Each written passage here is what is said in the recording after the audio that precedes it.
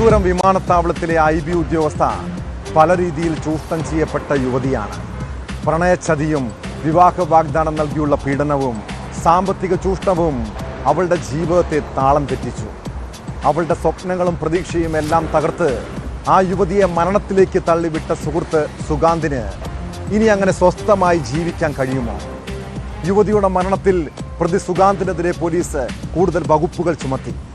വിവാഹ വാഗ്ദാനം നൽകി ലൈംഗിക ചൂഷണം, സാമ്പത്തിക തട്ടിപ്പ് തുടങ്ങിയ വകുപ്പുകളാണ് പുതിയതായി ചുമത്തിയത്. പ്രതിക്ക് വേണ്ടിയുള്ള തിരച്ചിൽ സംസ്ഥാനത്തിന് പുറത്തേക്കും വ്യാപിപ്പിച്ചിട്ടുണ്ട്.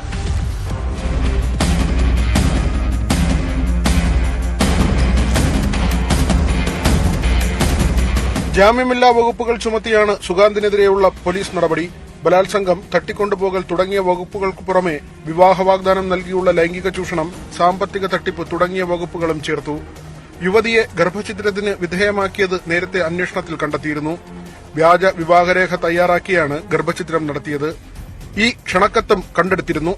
യുവതിയുടെ അക്കൌണ്ടിൽ നിന്ന് 3.5 ലക്ഷത്തോളം രൂപയാണ് സുഗാന്തിന്റെ അക്കൌണ്ടിലേക്ക് എത്തിയത്.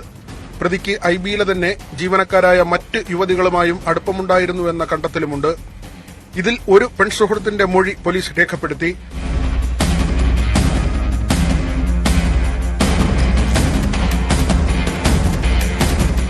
മറ്റ് സഹപ്രവർത്തകരുടെ മൊഴികളും അന്വേഷണത്തിന്റെ ഭാഗമായി ശേഖരിച്ചിട്ടുണ്ട്. വിവാഹം കഴിക്കാനുള്ള തീരുമാനത്തിൽ നിന്ന് പ്രതി പിന്മാറിയതാണ് പെൺകുട്ടിയെ ജീവനൊടുക്കാൻ പ്രേരിപ്പിച്ചത്. വിവാഹം കഴിക്കാനാവില്ലെന്ന് കാട്ടി പ്രതി പെൺകുട്ടിയുടെ അമ്മയ്ക്കയച്ച സന്ദേശവും അന്വേഷണത്തിന്റെ ഭാഗമായുണ്ട്. പ്രതിക്കായുള്ള തിരച്ചിൽ സംസ്ഥാനത്തിന് പുറത്തേക്കും വ്യാപിപ്പിച്ചു.